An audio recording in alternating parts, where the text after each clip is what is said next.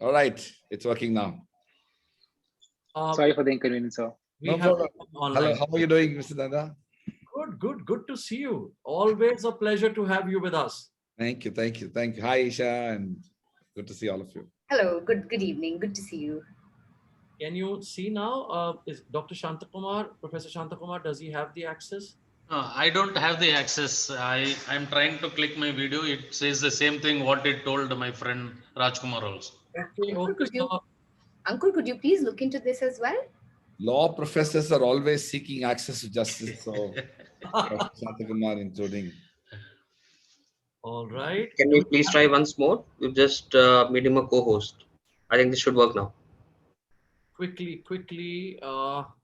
Sir, check please. Yes. Yeah, it's done. Good to see you. Good to see you, Parikshit, after a long time. Long time. Good evening, Raj. Hi, how are you? Good to see you. Good. Lovely. Now, what's happening, team? Quick. Oh, we are online? Yeah, we are online. And why did we start a little early? It's okay. Never mind. But we could have just waited for another couple of minutes. All right. Okay. All right. Very warm welcome, everyone. Thank you so much for joining us. I know you've been looking forward to this panel discussion, and so have we. You can already see our distinguished panelists with us today. We would request all of you to wait for a few minutes, as and when we begin. But make sure you keep sending in your questions, your valuable inputs in the chat box. We will keep answering these questions as well, as in when the discussion goes. And also the Mindlet team is online to help you with the same. But we'll be starting shortly. Thank you so much, everyone.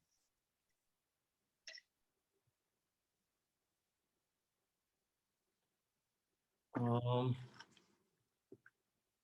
right.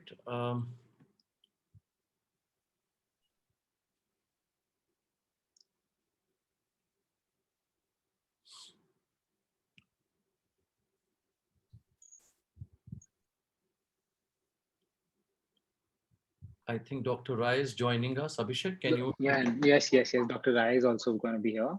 Perfect. Dr. Rai is here. I think we're only waiting for Colonel Gopal. All right. Maybe another minute. Sure. Of course.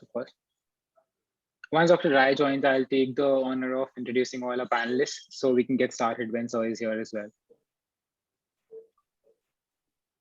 All right.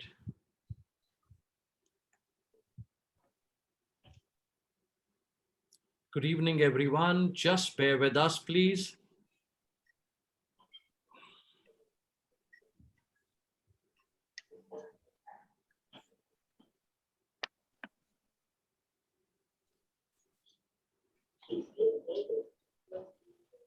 Dr. Rai, can you hear us?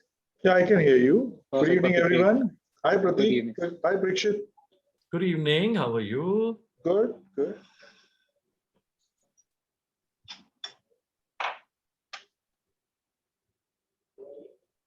Perfect. So my video is stopped by you. So just please allow us a second, sir. We're just getting that fixed for you. Okay.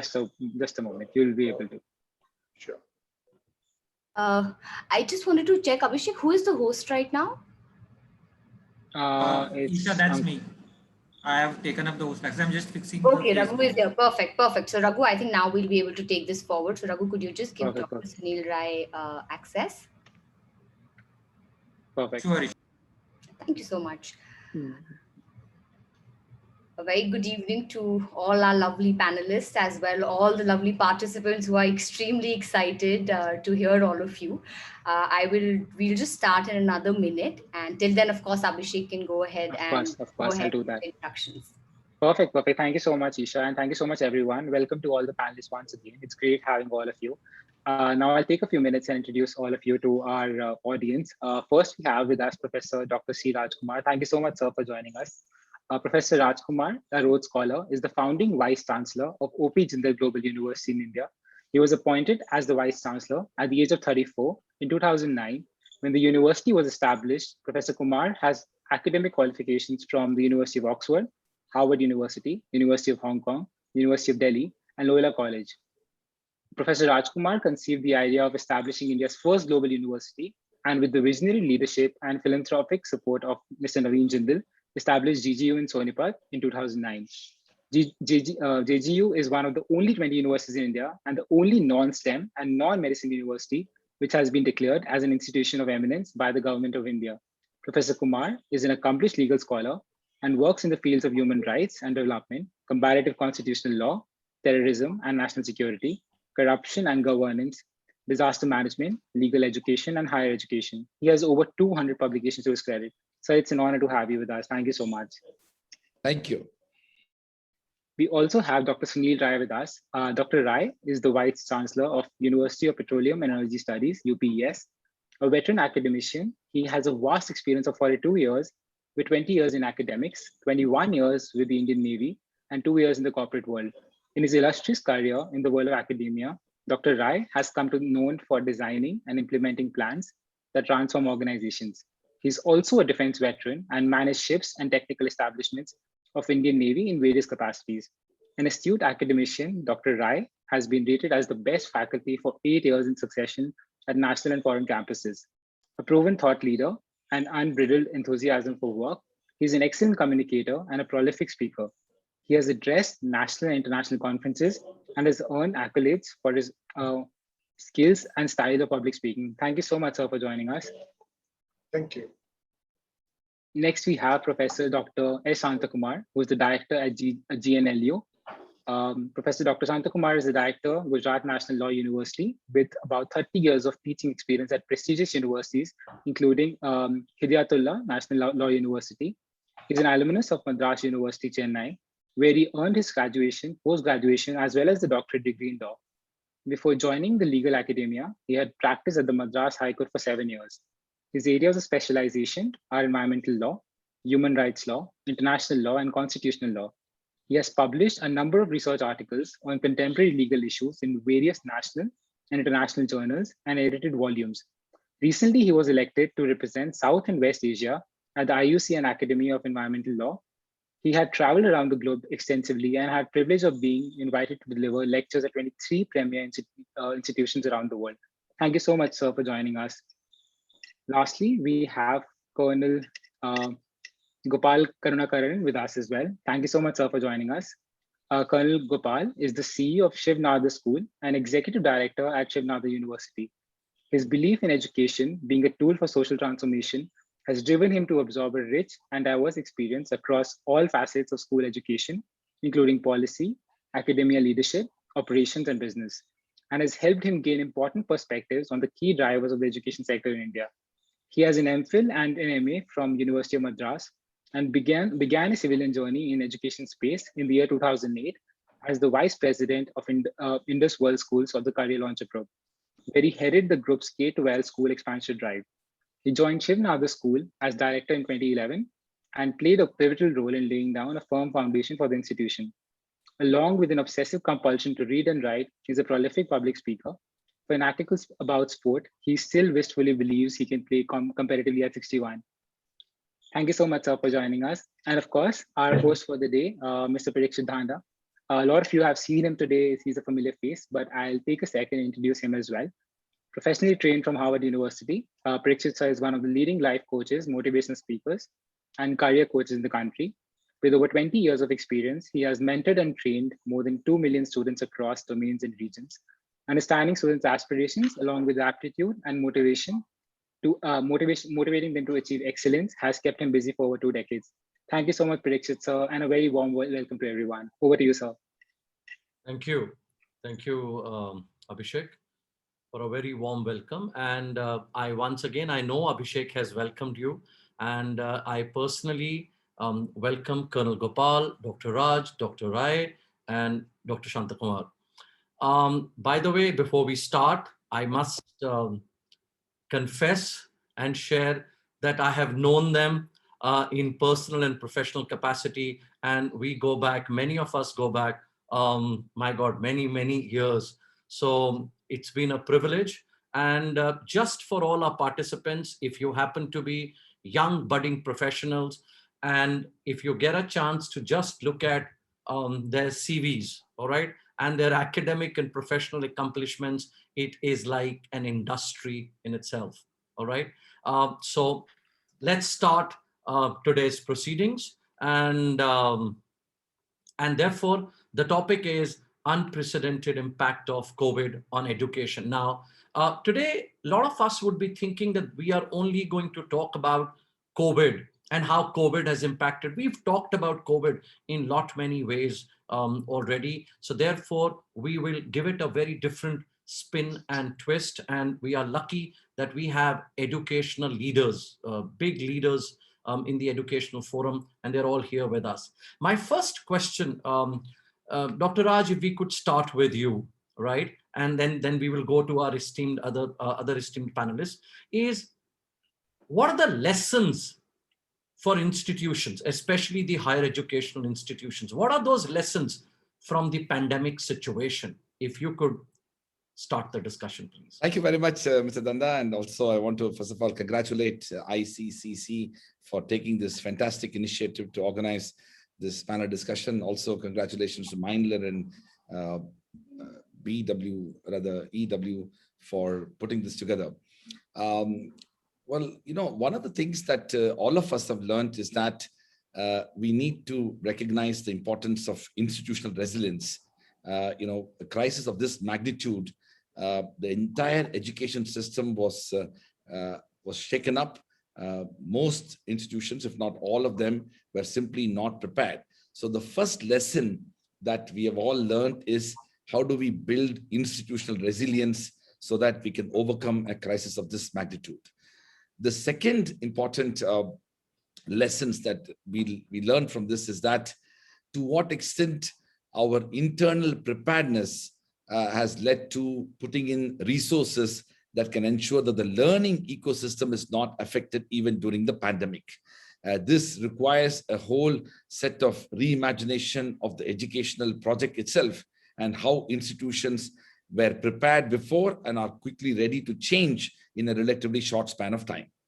The third big lesson is something that educationists have been mostly reluctant, including many of us, which is the fact that we have so far not recognized adequately the role of online education and to what extent technology can dramatically transform the delivery of education, including change in pedagogical approaches towards learning and also approach towards engaging with students. The fourth critical aspect of learning is also that to what extent we can actually become, universities are so dependent upon the physical engagement and being present together, and to what extent we can become efficient even in a work from home context. In fact, what is now being the trend that is seen around the world is that the concept of work from home is being elevated into work from anywhere, in the sense that geography is increasingly becoming history. And the question is to what extent universities, education institutions are prepared. And the last important learning is something that not so much about what universities and education institutions are doing, but recognizing the huge disparities in the ability of institutions to respond. The fact remains that most of us in this panel are part of privileged institutions. The data shows that despite a strong emphasis on online education, the larger Indian education ecosystem was significantly affected, impacted, and in many ways simply created huge inequalities and iniquities for access to education. There's a report which said that nearly 15% of Indian households have what is known as three things that are critical for pursuing any online education: a relatively uninterrupted electricity, relatively uninterrupted Wi-Fi connection, and a reasonably workable equipment. These three are absolutely essential and a sine qua non for having any form of online education, and less than 15% of Indian households have this, which essentially means that over 85% of Indian households simply could not have access to any form of education since March 2020. That is a very important lesson that we need to learn, and we should be influencing public policy and governance for ensuring that we are able to build the digital infrastructure that can contribute to a more equitable form of access to education in the future. I'll stop here, and as we move forward, we'll discuss more things. Oh, sure, Dr. Raj. Thank you so much for sharing that. Colonel Gopal, same question. I would like your comments on the same, please. Good evening. It's a privilege to be here with the co-panelists that we have and 450 plus participants. So it's a huge privilege to have the opportunity to share thoughts with you. And thank you, Mr. Danda, for the opportunity, and Pratik. I will start by saying 3 lessons. I'll talk about 3. We are all aware there are several and many important ones. I'll draw on my military life and try and put that in context with something that I deeply believed in as a frontline soldier. It was said about 200 years ago by a Prussian field marshal, and he said, "No plan survives contact." It's also a lesson of life. It's also a purpose of education, which is that what you learn is what you need to use. And it's not necessary that you're going to know exactly what you're going to use and need. It's the ability to put everything together, to be able to look at the context and be able to use that knowledge at that appropriate time. So while no plan survives contact means when the rubber hits the road and when the bullet starts firing, your plans change and you have to be flexible. So I think that's the greatest lesson for an educational institution, that it's something we never expected, but are you flexible enough as an institution, just like, which is the purpose of life, to be able to deal with that situation? And many institutions have done it because of flexibility. And as Professor Raj said, the resilience that we need to show in life and in institutions, I think that's the first lesson, that you must have people and institution itself to be resilient to look at change. I will talk about just 2 more things. One, which is a positive lesson, and one which I would consider as a lesson we need to reflect on, and why physical contact in higher education at a young age is so necessary. So I think the second lesson is around the fact that we've realized that expertise can reach your doorstep. You know, you can have experts from around the world because we have the privilege of the internet. But again, like what Professor Raj said, right now it may be just 15 or 20% of the population who have access to that. But imagine for higher education across the country, if you have that sort of internet and bandwidth, the fact is the experts are sitting around the world, they're sitting around the country. They don't need to travel to your university and colleges. You can get them to share their wisdom and their expertise with you anywhere. And it would have taken us years to be able to adopt. This 1 year has told us we can do that. We had the other day Lord Meghnad Desai talking to grade 11 students, and he's 80 years old, sitting so far away. And he mentioned that, you know, it would have made us in Delhi also take 4 hours away to travel to you to talk to you. But here I am talking to you about economics and what the pandemic means for economics. And it took him just 40 minutes of putting on a camera. So I think the second real lesson is for all of us that there are experts around the world. You don't have to just depend on the expertise that you have in your institution. And the third thing is something for us to reflect on when we go back to what we consider the real world. We don't know which is the real world right now, but I think there is great value in the physical aspect of school and college education. And I'd like to sum that up by saying there are some things you can never do virtually. You cannot learn basketball virtually, and you're unlikely to fall in love virtually. Those things happen in person. That is the joy of being a human being, as to what you can do by pushing yourself and having relationships which matter to you. I think those are some of the things, some of the lessons that I think I would like to highlight. Thank you, Colonel Gopal. And I'm going to come back to you in a while. You know, when we talked about the physical university education perspective, Professor Shantakumar, your comments, please. Thank you, Parikshit. Thank you for this opportunity. I appreciate Mindlove for getting access to all these experts on the panel today. To those students, I could see from the chat box, there are kids from very remote areas participating. So this is the advantage of technology, and thank you for making use of this technology for benefiting the younger community. My view on this is school closures, especially due to COVID, have brought significant disruptions to education across the country and the globe. Given the abruptness of the situation, teachers and administrations were unprepared for this transition. And we were forced to build emergency remote learning systems almost immediately.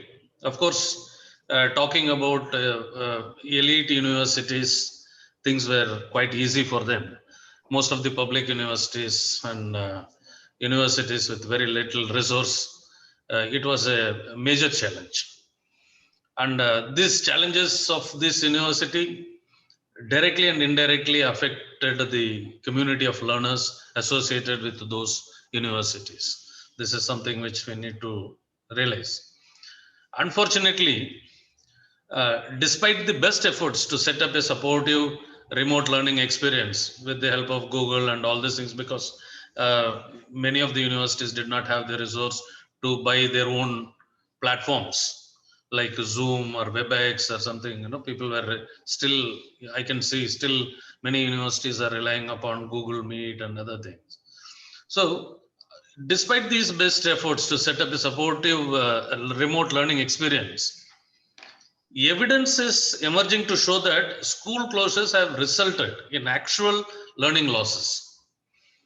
And research analyzing these outcomes, though it is an ongoing research, but still the early results from few countries indicate both learning losses as well as increase in inequality. That's what Professor Raj also mentioned. For example, those losses are found to be much higher among students whose parents have less education and less income.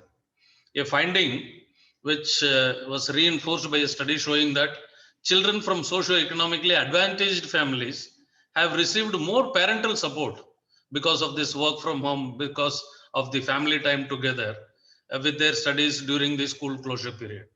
And for others, limited internet connectivity, access to devices for online learning, especially in rural areas. Even if you have money to buy, if your city or if your village does not support that kind of an internet connectivity, you are stuck there. So all this compounded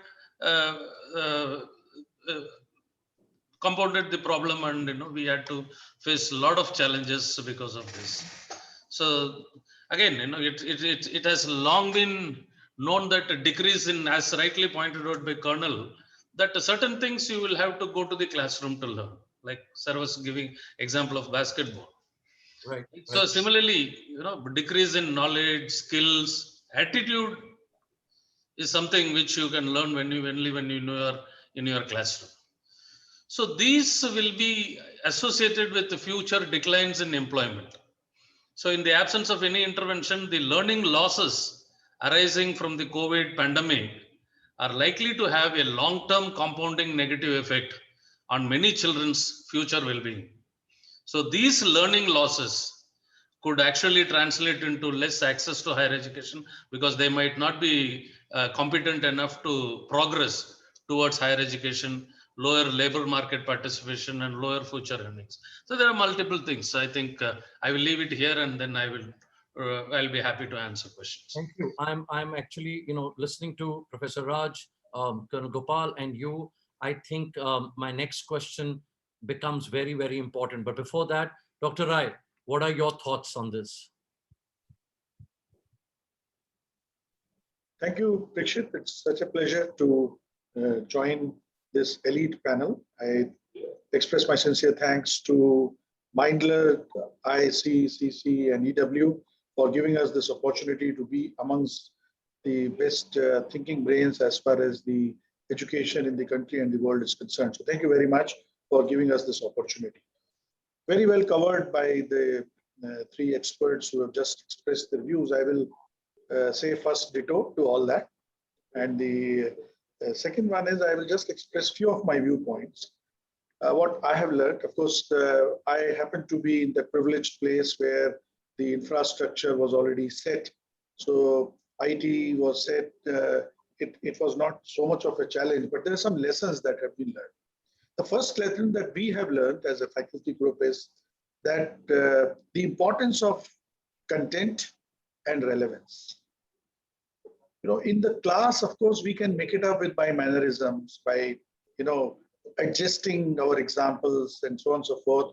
When in the online, unless these two things about the content and the relevance of what you are trying to achieve, at which level is it that you are trying to communicate with the students? Is it at the knowledge level, skills level, attitude level, in the KSA framework? Then content and relevance of that level has come to the fore. If that is not okay, online education as a mere translation of face-to-face conversion to online is a disaster. And that's where, of course, we had been facing about this. The online education has to be taught very, very differently. De novo, a thing has to be understood about the online. And that's what pandemic has taught us, that you have to now think of education very differently. Dr. C. Rajkumar did mention that now we are challenged as educationists to start thinking about education in a different way. So first is about the importance of relevance and content. The second one is also brought to the fore about the caliber of engagement. How as a faculty you are able to engage with your students, particularly in an online mode. Now, if there's a clip that, okay, I'm away from the student and therefore that feel and that touch is not there, that closeness is not there. After all, the book writer is never close to you. And the book makes sells and wins your heart. That means more than physical presence, there is a quality of engagement for purpose. Right. That's how these great film directors and all, they convey their methods, their messages. As teachers, we got to learn about this very importance of engagement. That's where, because this was not to be thought about in a face-to-face mode. We were there, so we could make those. So now different methods one has to devise innovatively and think about. What it has also brought to the fore was well covered by Dr. Rajkumar and my other senior speakers who have talked before me, is about what I would like to call it educational socialism. Frankly speaking, now time has come that this content will be made. It's only a matter of time that the technologies will settle down. All of this digital divide has already improved over the last 1.5 years. When we just started in lockdown 1, there were problems of some students complaining, network outages and problems from certain areas. The second lockdown, we didn't have those kind of problems, which means thanks to the IT infrastructure, the networking companies, let's salute them, that for such a large volume that we are talking about, the infrastructure is in place and it will only go on improving. Once that improves, and more than the infrastructure, it was the attitude of learners, which is already developed. Now, once it is developed, then why in the world he should come only to UPS or he should go to Harvard?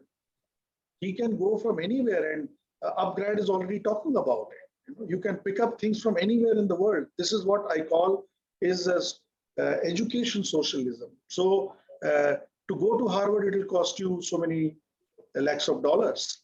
But now in online mode, it may all be possibly made. So this is what is educational socialism. And finally, the biggest lesson that we have learned is about the role of teacher, which has transformed, changed. It's no longer about knowledge transfer. It's about participation. You need to participate with your, so a learner now becomes your partner. Because if the learner doesn't partner with you, you cannot proceed further. And therefore, our role has changed from we should not call ourselves of teachers, we should call ourselves now partners in learning.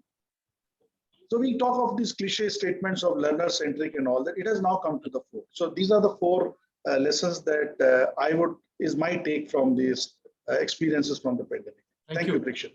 Thank you, Dr. Rai. Thank you to all my panelists for your opening remarks and statements. Now, I like a quick response. Dr. Raj, we're starting from you, right? Dr. Raj, so what I'm hearing is that there is, your physical being in a university is still imperative. And maybe, as and when universities open up, institutions open up, students will be there. So what I want to ask you is, what is imperative and what can still be handled online? For example, if we stay in this method for years to come. So my quick question is, what is imperative and what can be made available online, please? All right. Thank you very much for that question. Well, first of all, I would say that, that we need to make a distinction between education, particularly in the fields of STEM and medicine, where the ability of online education to provide holistic knowledge, perspectives, and skills is unfortunately diminished. That's one big distinction between non-STEM and non-medicine areas as opposed to STEM and medicine, where there is a much more stronger requirement for that. The second major distinction is undergrad and postgrad education. For example, I strongly believe that undergrad education does require a lot more physical and engagement, particularly in an ecosystem where campus makes a big difference for the overall growth and holistic development of an individual. The moment you move into postgrad education and then professional education, a lot of what is now currently offered online, physical, could actually go into online as well. And the third, which is very important, is that even in what we offer physical, I do believe very strongly that we need to be able to have a more comfortable approach towards blended learning, but also a kind of an opportunity where virtual classrooms are not just need to be done because of a crisis, but even at a post-COVID world. And here I'm talking about not just opportunity for having some students sitting in somewhere else and the teacher teaching the course in the class, but the entire course being delivered virtually. This actually gives enormous opportunity for the institutions to build upon the faculty members present in different parts of the world. We can overcome in some disciplines where the academia industry gap, or for that matter, the academia professional gap can be closed. I also think a part of the problem is that the attitude and approach that we have historically evolved, where physical is everything and virtual is nothing, we need to change. And that's actually, there is a pejorativeness associated with that mindset, because the old model of online education was basically a distance education, and that ended up being a very mediocre way of pursuing education. Once we move into high quality online educational platforms and courses, for example, we have now, because of our status as an institution of eminence, we are empowered to offer 100% online degrees. And we have partnered with Coursera, and we're the first and only Indian university to have been given the opportunity to offer 300% online degree programs with Coursera. We also have degree programs under Upgrad. And one of the things we have discovered through that process is it's a completely serious endeavor, and the kind of pedagogy that is being adopted, including the lessons, the lectures, the courses, the coursework, the assignment, the approach towards learning is an elevated sense of learning, and all the misplaced fears and concerns and prejudices and biases that many of us as educators genuinely have, to a large extent is misplaced once you actually infuse fair amount of quality and excellence in all of this. So I do believe that this is very much possible. And of course, the regulatory architecture has responded quite well. We had the online regulations were brought about even before the COVID-19 crisis. The COVID-19 crisis, aggravated and rather expedited, providing even more flexibility and freedom for universities to offer online education on the basis of greater autonomy and other such things. institutions of eminence have been given even more latitude. And I do believe that regulatory architecture is responding quite rapidly to accepting online education. Now it's a question of changing the mindset of faculty, students, staff, and parents and other stakeholders. Thank you. Thank you. Colonel Gopal, Dr. Raj has raised a lot of critical points here, and of course, a requirement of a mindset change. I just kind of had a feeling that that yes, online is important, but physically the students need to be on the campus. Colonel Gopal, what's your take on this? So let me start by saying that among the panelists, I am probably least qualified to completely answer this because, I am not a vice chancellor of the university. As executive director, I look at all the non-academic side, but I am the CEO of the Shiv Nada School. So I do have an insight into high school. And of course, I live on the campus, so I get a fair degree of understanding of what it is to sort of answer this. So it may be an amateur perspective, but here goes. We run 4 schools at the Shiv Nada University: School of Natural Science, School of Engineering, School of Humanities. And when I look at the 4 schools, it's obvious that if you're in a natural science and you're an undergrad student without access to labs, there will be limitations on what sort of learning you can do in an online mode. I mean, the ability to develop labs of that quality, and some part of it, I still believe that you will still need to go to a physical lab and work. Similarly, when I look at the School of, let's say, Management, the sort of interaction that you need to do in project work. In the School of Humanities, the sort of disagreements that you should have when you're working on something are some of the things which I don't think is that easily amenable in an online mode. It needs a complete change in the way we would conduct classes to do some of that. So I would say that there would be challenges there. And I think the other less known or thought through aspect of, say, an undergrad education is not just the knowledge of the discipline. The discipline is what you get from your professors and what you get inside your class. That, to an extent, can be substituted and maybe brilliantly done well because of access to great experts, who don't have to visit your university and be part of the faculty, etc. But obviously, life and undergrad education is about social skills. It's about communication skills. It's about adversity skills, emotional skills. And when you look at the large mass of undergrad students, you realize how much they need that. Now, without going through a structured program, when you live on a campus and do that for 4 years of your life, a lot of that is happening. True.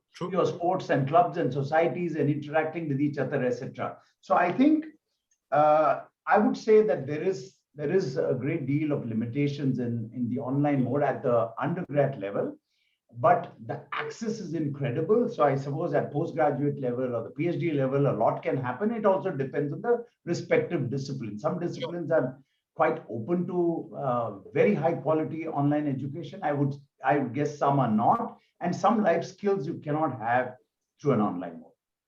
Done. Thank you so much. Professor Shantakumar, now National Law Institution, National Law University, how does it impact the students there? Yeah, see, the challenges are same for everyone.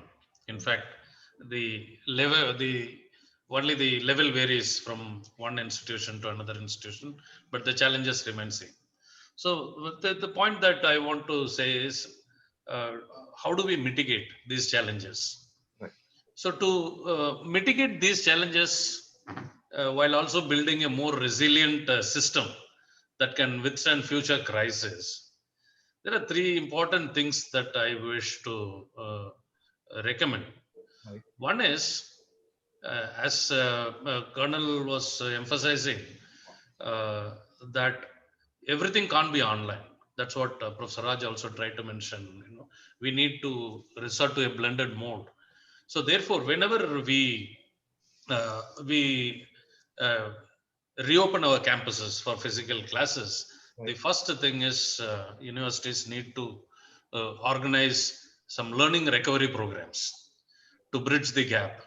Sure. Whatever was lost in this last 1.5 years.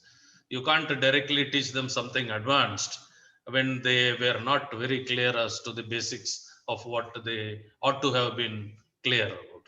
So most immediately, universities, schools must ensure that students who have fallen behind, actually they receive the support that they need to catch up to the expected learning targets, whatever is the learning outcome. So we need to catch up to that. So the first step must be to carry out the just in time assessment to identify those students who need those support and then offer them that support. That is something very important, I feel, as universities we need to do. Second is, of course, now we will have to, all universities need to enhance their budget, for making good all the losses that we have made. So to ensure a resilient recovery, it is essential that the education budget must be enhanced and that the schools that need financing the most are supported. Right. And third important thing is preparing for future shocks by building back better.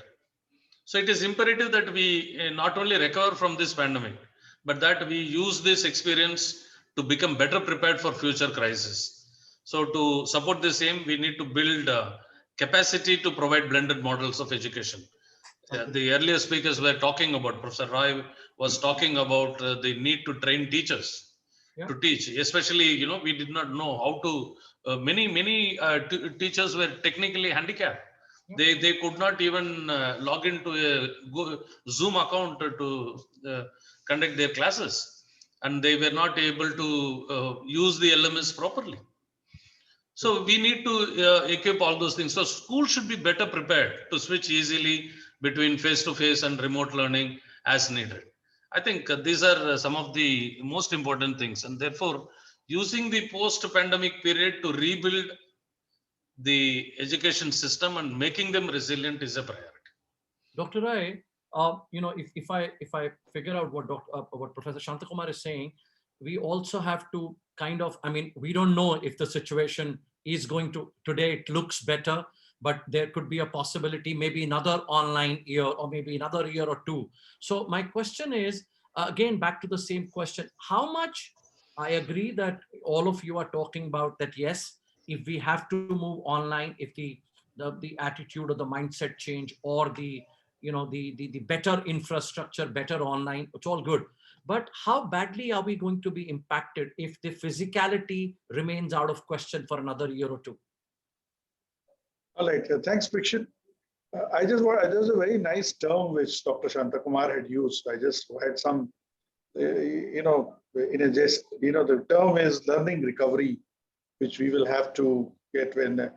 But I think what I am seeing is a problem a little differently, because students are very enthusiastic to come on campus. I receive almost 600 mails a day, from students that sir kab bulaoge.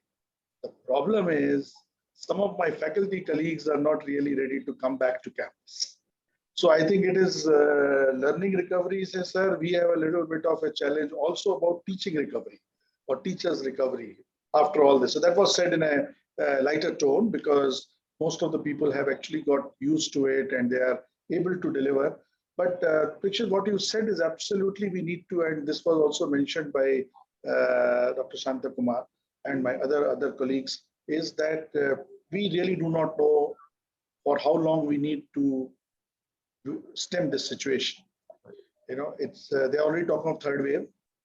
The IIT Kanpur's model says September, and these days I'm scared to switch on the TV, so therefore I don't do it. But still, there is WhatsApp, and then there are other social media, bombardment which keeps taking place. It's becoming a very kind of a scary world that way. So now, some of the things that very well said by Dr. Rajkumar, C. Rajkumar sir, and Colonel has been always talking about this physicality. But some of these things also is a matter of mindset change, which was mentioned in belief. For example, one of the first department that came up in UPS with an idea was our aerospace engineering department. And a complicated experiment of wind tunnel experiment was actually videographed. Set of readings were made. And there was an instructor who was explaining as to how to do this experiment. And the video was shot so well that you got a same feeling that you are actually there and conducting the experiment yourself. Where I'm coming from is these are the days which are going to come off. I was seeing in the chat also somebody talking about AR, VR and its integration with all this teaching learning. After all, simulations have come to stay. We have flight simulators. You never put pilots on the plane without going through that simulation training. In Navy, of course, we use a lot for taking the ship alongside and, et cetera, et cetera. So simulations of experiments, IIT Delhi has, of course, done a lot of work, and we have created more than 40 sets of such experiments where students need not come to the place and they will, get the same kind of a feeling as if they have conducted each student is served a different set of readings. And of course, they have to draw their inferences and submit their readings. So simulations, it's a belief system that we have to bring in that we don't know how situations will change. So we may have to adopt more AR, VR and simulations. One. Right. Two is about collaborations. That there is a fact that, and also there are components, I agree with Colonel Saab and Dr. Rajkumar that there are components for which you need to be physically present. I mean, of course, Colonel mentioned about falling in love. The only good part is that falling in love online also takes away a lot of challenges, if the other partner did not agree or things like that. However, the collaboration will have to be done. That if few of my students are there, let us say in Punjab somewhere, or close to where OP Jindal is, for example, then they can go there and do their practicals because they can travel up to a shorter distance, but maybe situation doesn't allow. The good part is that, as was rightly mentioned, the regulators are now thinking positively in that direction. Yep. Immediately UGC came up and said 40% you should go online. People have talked about blended learning here. I mean, tomorrow it may come a situation that people cannot travel also. Why do they have to travel all the distance? We all get into a consortium. Right. And allow the students to go in. So this kind of collaboration. Only thing is the regulators have to understand that you please don't count the number of doors and number of rooms and number of labs when you're talking about the quality of. See, basically it is our job is to ensure that the profiles are created, and we will do that. And the third part is that I think this absence of an asset, brings about the value of the asset more. People have realized this whole absence of being with people, that cannot be substituted. And that's why all these kind of mails, I think students and all of us are just waiting. I'm calling on this call from my own office. I mean, it's such a painful thing to walk in an empty campus. I just miss my students. I am really waiting. So are my students, that when do they come on campus? This zeal to be with friends, I think has brought us much more closer. Great. So I think these are a few of the things. So simulations and collaborations is what I would recommend. Done. Thank you so much, Dr. Rai. My dear panelists, I want to move now to a different perspective now. All of us have been, there's been a lot of discussion on a 30-30-40 formula being devised. Now, my question back to Dr. Rajkumar is, from a higher educational perspective, what is the relevance of a school leaving exam? Dr. Raj. Sorry, can you repeat the question? Dr. Raj, what I want to know is, from a higher educational perspective, what is the relevance of the school leaving exam for universities? Well, it's a great question. I think we had to have a pandemic for people to realize that so much of pressure and so much of emphasis to be put on that one single exam that will determine the course of one's history and future. In some ways, this is I sincerely hope it's a rude awakening. We really need to move beyond the one examination model which will determine the future. In fact, there have been many countries around the world which have already gone past this kind of dependence on the one examination that will simply make or break your future. So I do very strongly believe that, in fact, most these many universities that are innovative and are ready to look at a holistic approach towards assessment have already done that. I mean, we have our own dependence on 12th standard examination is bare minimum, and we have our own. We in fact adopt established entrance examinations independently undertaken. I also don't believe that universities should be conducting their own entrance examinations. We should go in the American way, which is that independent agencies which are well suited and established to conduct examinations should be given the responsibility. They have both the psychometric systems and the relevant expertise for doing this. And university should be focused on education and the holistic assessment model that we need to adopt will actually end up creating a much fairer situation for students.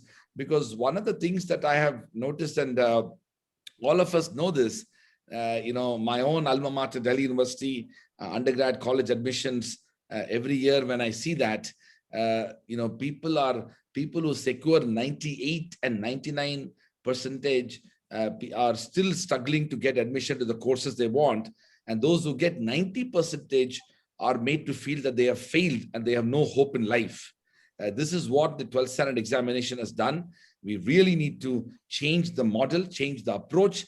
We need to have a comprehensive assessment framework, and a crisis of this magnitude, if it helps us to think in terms of how we can assess the overall. In fact, it's so interesting, universities around the world for admission to, I'm talking about Ivy League institutions and Oxfords and Cambridge, they no longer use the Indian 12th standard examination as the model. They have already gone to what is known as predicted scores, which on the basis of which they actually admit. In fact, it's so interesting. I mean, imagine Harvard, Yale, Stanford, Oxford, Cambridge will use the predicted score of a student around the month of September and October of the previous year, long before the 12th standard examination, and use the statement of purpose, the overall CV and other contributions, of course, the entrance examination in the form of SAT or ACT or LSAT or GMAT or whatever, and then end up giving offers of admission again before the 12th standard examination. So it's an irony that our dependence is so strong. I sincerely hope that we create innovative approaches towards it. The National Education Policy does make some reference to it, but maybe the pandemic will push us harder to be more innovative. Thank you. Thank you so much, Dr. Raj. Professor Shantakumar, now your university is going to look at under the CLAT consortium, right? Quick words from you on that. Yeah, so I think, speaking for the National Law Universities admission to national universities, we never took the grades of their 12th standard examination. Right. We only have our own assessment test, and then based on the performance in the assessment test, students are ranked and allotted to the law universities. So therefore, for us also, it doesn't matter.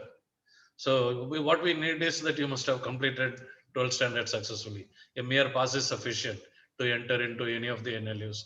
And we have seen, students, even with the 45 marks, 50 marks in their 12th standard, who have done well in the CLAT examination, have done tremendously well during these 5 years of study and have succeeded in life by achieving, a lot of things in their career and the profession.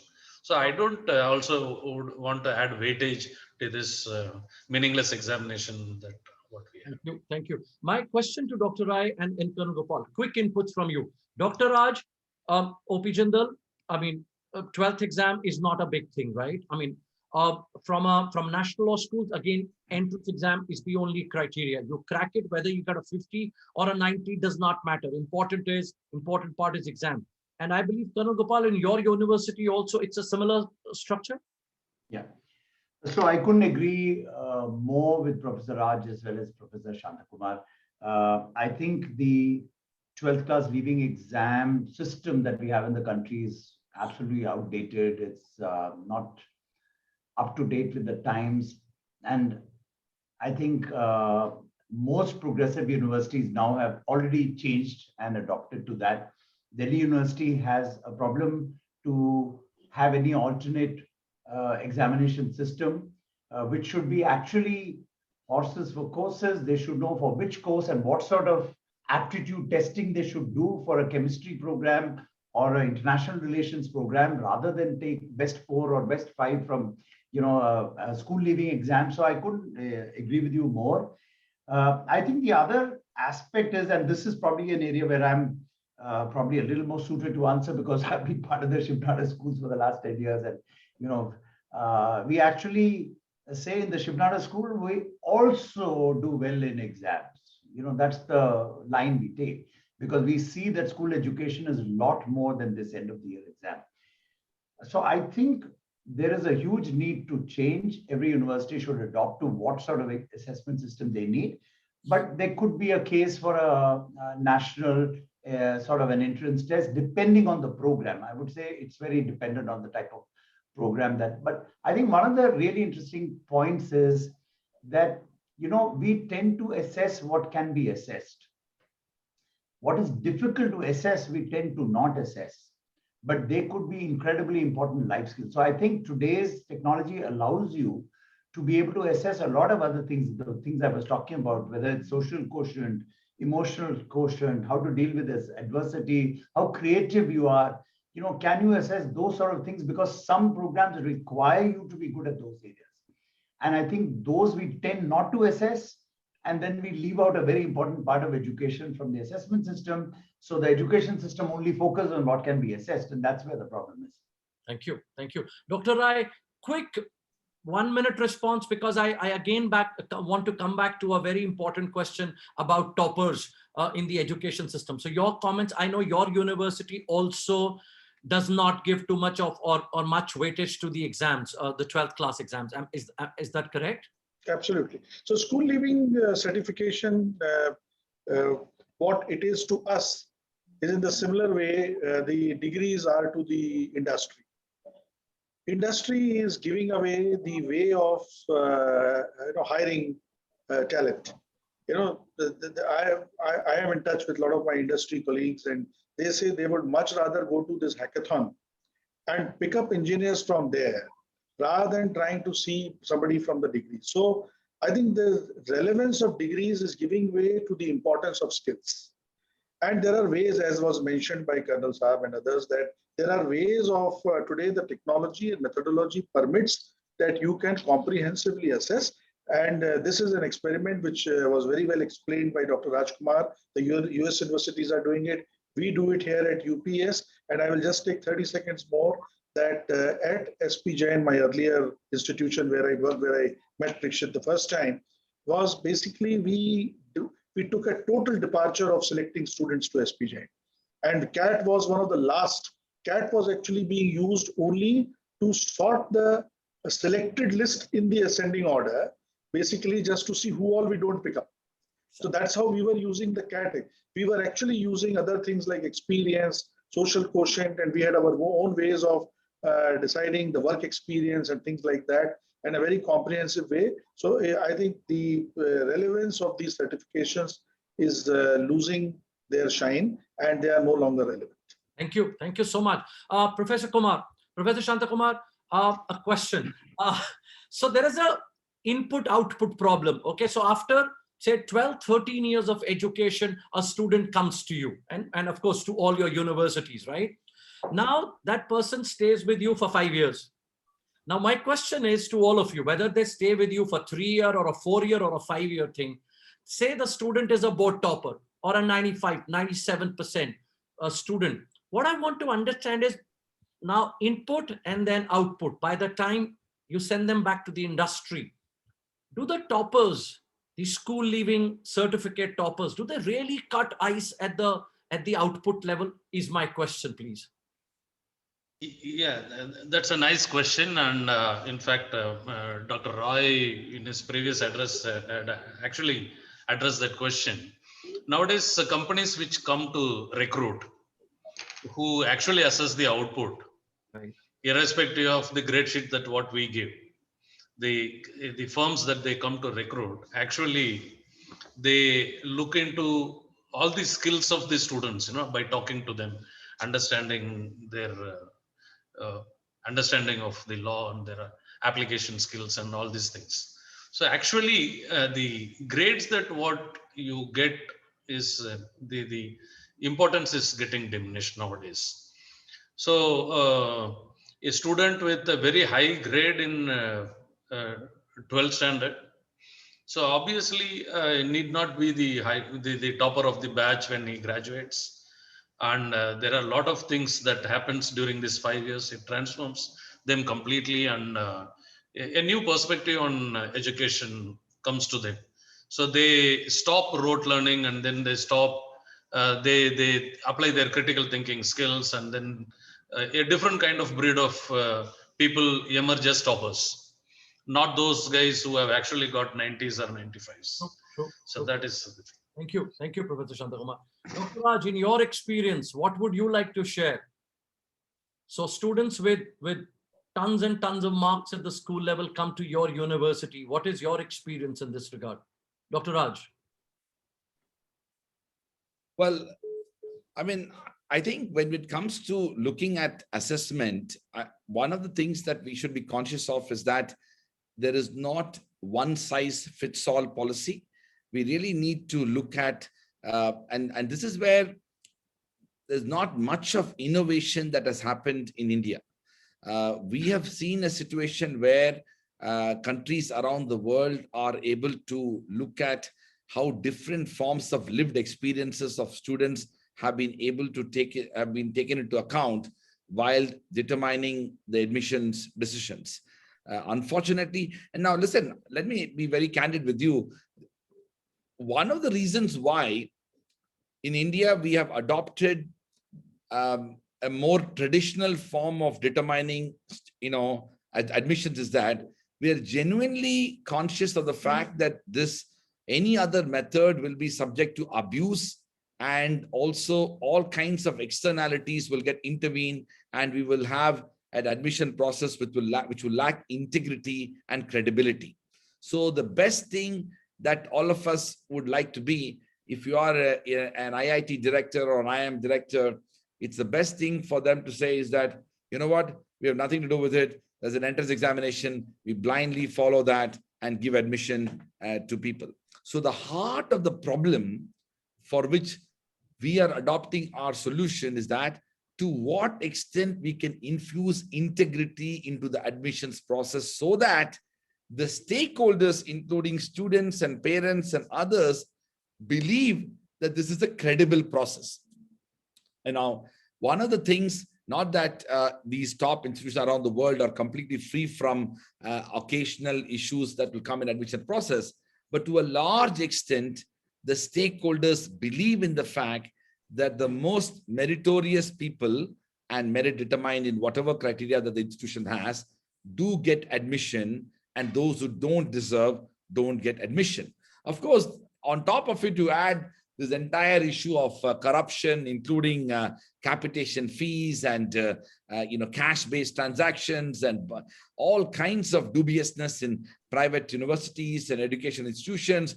This creates a very toxic ecosystem in which the possibility to infuse integrity becomes very difficult. So at the heart of it, I think we need a lot of introspection within the higher education system so that we can all respond to it in a more credible manner, so that ultimately there is transparency in accountability in the process that we decide to have in selecting students. Thank you. Thank you. Thank you. That was really enlightening.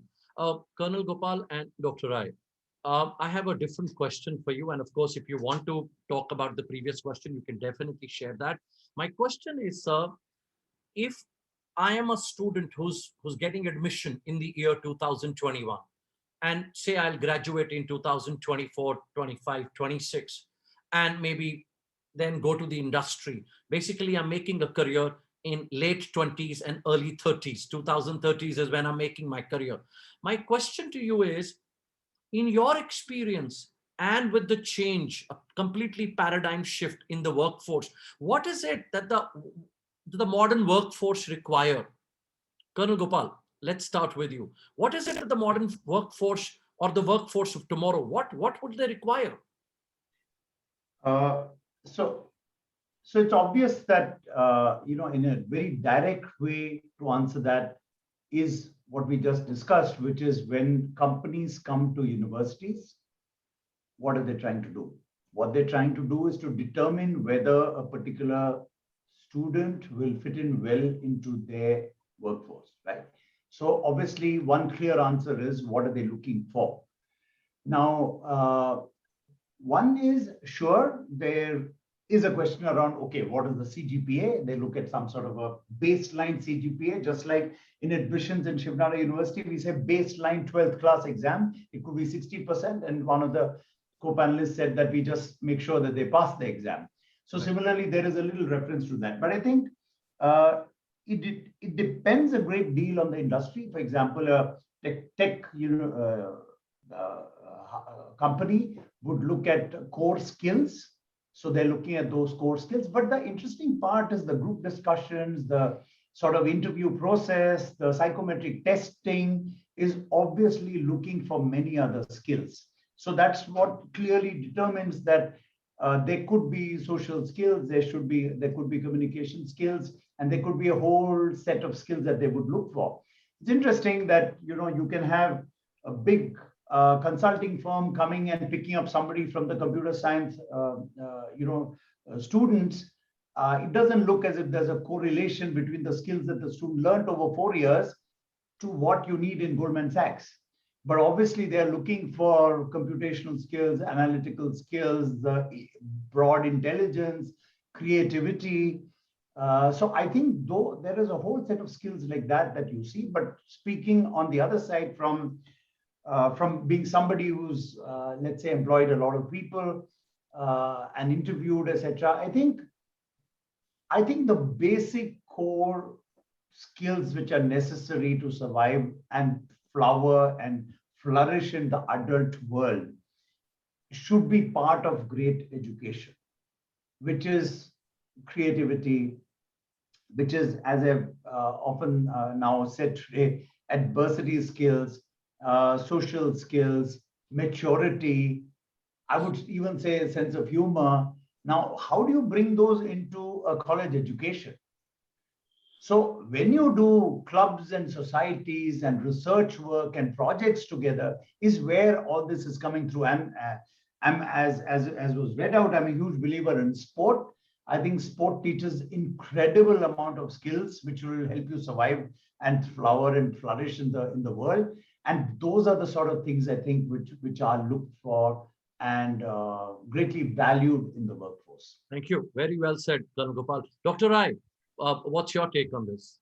I think the biggest skill that is required now is beautifully summarized by Colonel Gopal, is basically about life itself.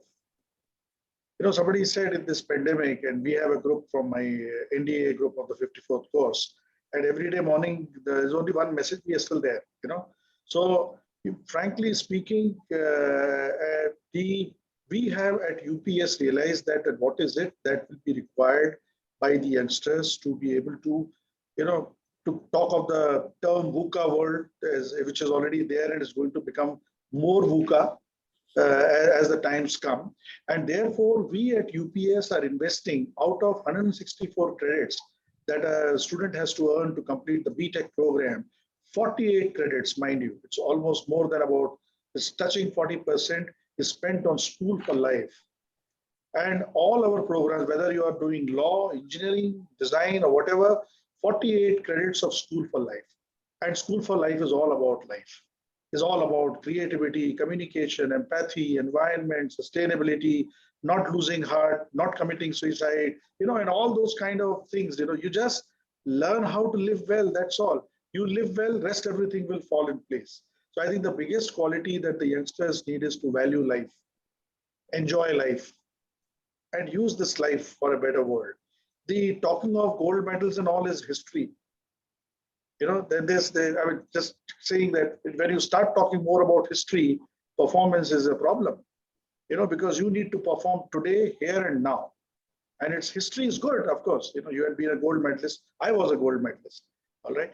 But then that is not important. And therefore, value life, live life, enjoy life is all that is needed for youngsters.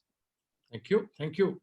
My God, Professor Shantakumar, is that what I heard from Colonel Gopal and Dr. Rai? Is that as well put by Dr. Raj that this pandemic has actually shaken us? Is that you think this would not have happened if we were not impacted this badly?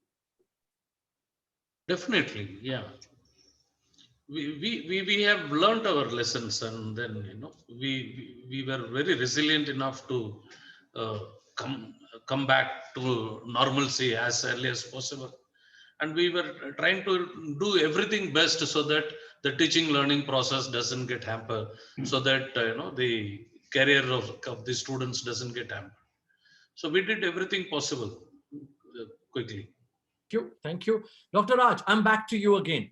Now, once I've finished my school education and then I come to higher education. Higher education is the closest to industry. Now, my question to you is, to all you stalwarts, is, are we actually bridging the industry education gap? My question to you, Dr. Well, thank you very much. So listen, one of the things that I get a bit, uncomfortable is that when industry constantly responds to academia saying that we need to make them industry ready. I mean, frankly speaking, that's a very myopic vision for what academic institutions should be pursuing. We have actually in the last 3 decades seen extraordinary transformation of all kinds of industries. When I was growing up, we had something called the Kodak, where we would take photographs and take the films into some studio and they will make it, and then it will take some days and hours to get film. That entire industry is no more. In fact, today we should recognize that most of us in universities are teaching young people and preparing them for careers that may not even exist today. So there is nothing called industry ready, because by the time they get out and are so-called industry ready, that industry, for all you know, doesn't exist, or at least it has significantly transformed. Our curriculum, course structure, program, all of that need to be or can simply not be industry ready. But what I would definitely argue is that we need to develop some of the core perspectives of learning that will be a lifelong learning experience.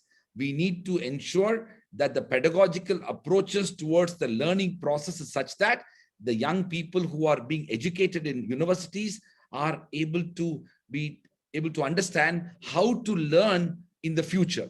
Because how to learn, if you once start teaching them how to learn, then regardless of the changing dimensions of new trends in fields that they may be part of, they will be able to adapt. The second thing which I also think is that we need to focus a lot more on critical thinking and other aspects of engagement, because we also need to build that ability to engage with the world, to appreciate and accept diversity and pluralism, to be participant in conflict resolution, to be able to work together as teams.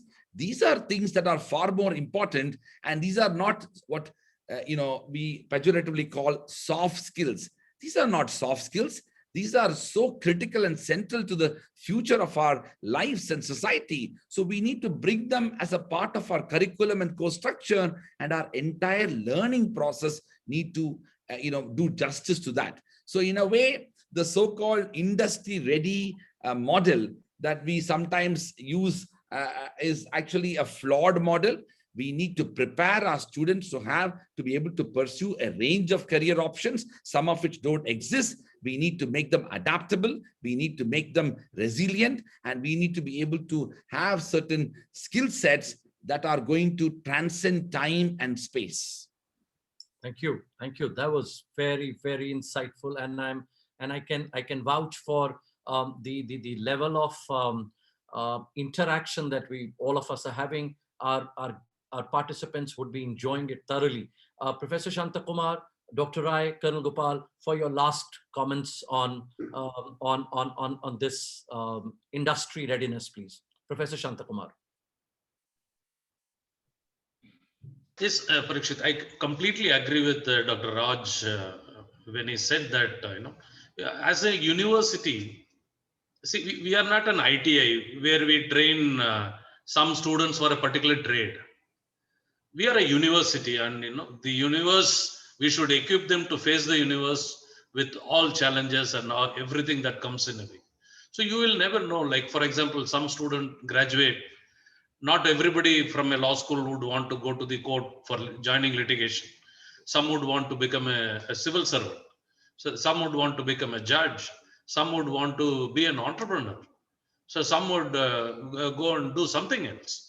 So we can't expect everything. So what we do in a university system is we prepare them completely as a comprehensive human being so that he will be able to adapt to the changes, and then he will be able to decide on the career which he feels will make him happy lifelong.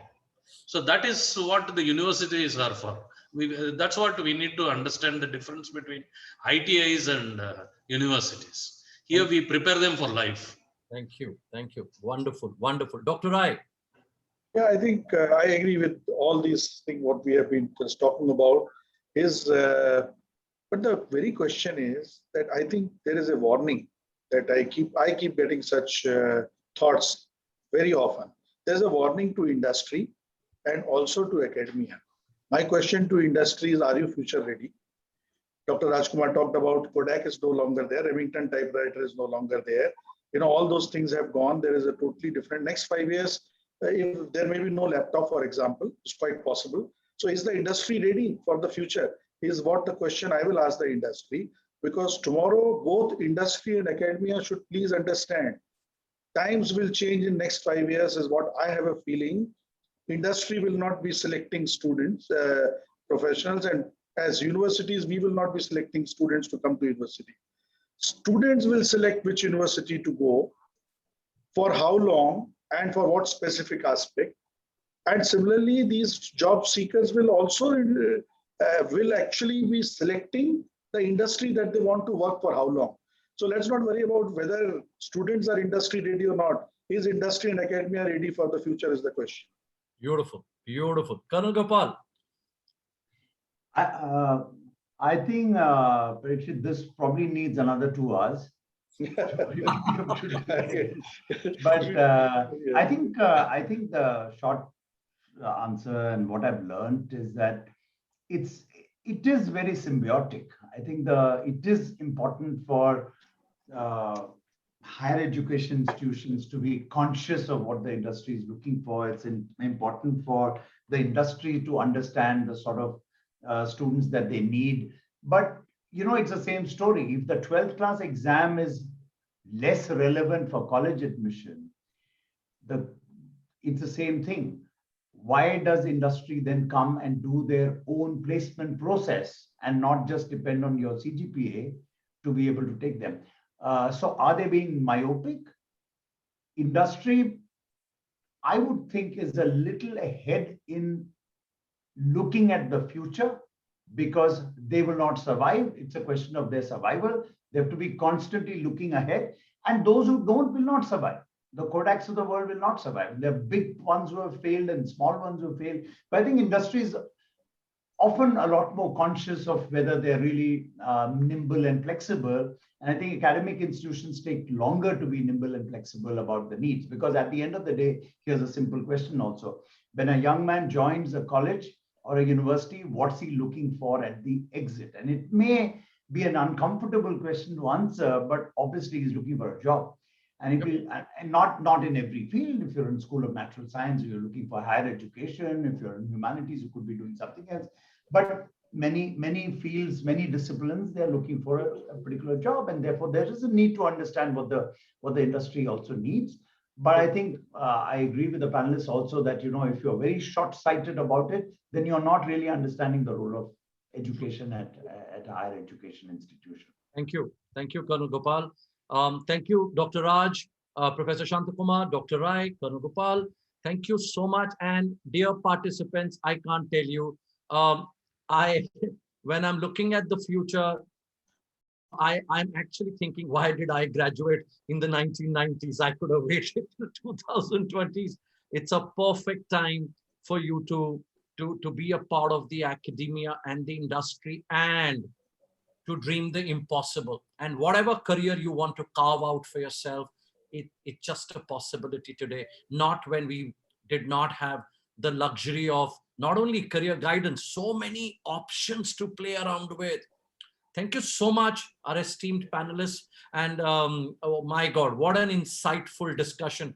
And we are deeply honored and indebted. Thank you. Abhishek, over to you. No, but I mean, so I just want to thank everyone. It was just brilliant. You've done it for me. But one thing I want to quickly say, simply because we speak to so many parents every day, I can speak to them with confidence that they're going to the kids are going to the right places because leaders are so visionary. So thank you so much, everyone. Means a ton. And to all those people who joined us and listened to us, thank you so much. And do feel free to reach out to us for any questions and doubts. And we will be connecting with you tomorrow as well. Thank you so much. Thank you, Mr. Danda, and thank you to all our Dr. Rai and Dr. Shantakumar and Colonel Karunak. Thanks to all of you. It was a wonderful opportunity to meet Professor Roy and Colonel Gopal. I also must say, I just discovered that Dr. Rai was 2 years my senior at the National Defense Academy. It's an absolute joy to meet the senior. Let me, one last line. There are still hundreds and hundreds of participants who are with us even after 1 hour, 20 minutes into the discussion. That speaks volumes about the insightful observations that you've shared with us. Thank you so much. And I can say we are in very safe hands as far as higher education is concerned. Thank you so much, all of you. Thank you. Thank you. Thank you. Bye.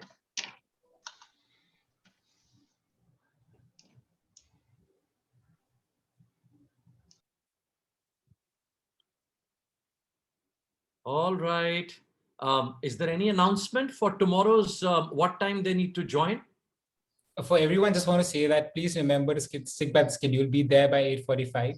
The earlier, the better. We would love to interact with you, and we have a great, exciting day there for you. So please make sure you keep checking the WhatsApp groups. The procedure to join stays the same. There's no change at all. So log in through the same link that have been sent to you, and we will see you tomorrow. Thank you so much. Abhishek, did you realize they have become so amazing? They are asking, is there any feedback for this panel discussion also? I don't think there's a need for a feedback for this one in particular. No. Thank you so much. You've been an amazing audience. And I hope we were able to do justice to this panel discussion. Thank you. Take care. Stay safe. Thank you, everyone. Thank you so much. Thanks, Abhishek. Bye-bye.